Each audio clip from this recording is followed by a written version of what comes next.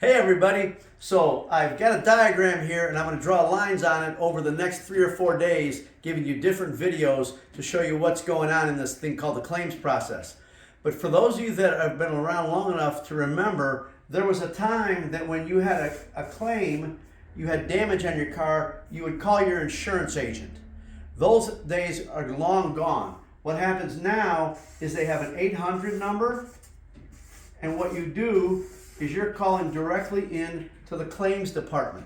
Now, one of the reasons why they're doing that, or they did that back a long time ago, is because they wanted to cut the insurance agent out of this entire process they called the claims process. The reason why they wanted to do that is because when you call the insurance company at this 800 number, they give you no advice on whether you should or should not file a claim. They're going to let you file a claim simply because you called them.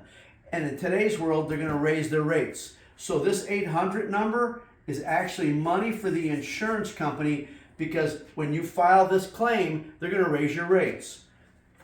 One of the things we have here at Sharp Auto Body is a should I file a claim calculator. What you really want to do is call us first to see whether you need to file a claim. There are many instances where it's going to be in your best financial interest not to file a claim, but to pay for it out of your pocket.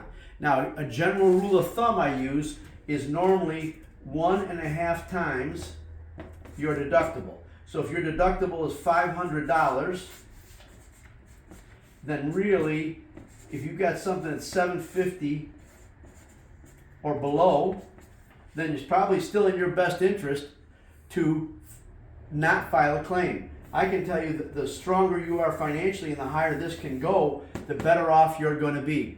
So keep in mind that when you're calling this 800 number, they've cut the insurance agent out because they want you to file that claim even if you may not need to, but they're going to still make money. So that's the first line on our graph. I'll be back tomorrow with some more.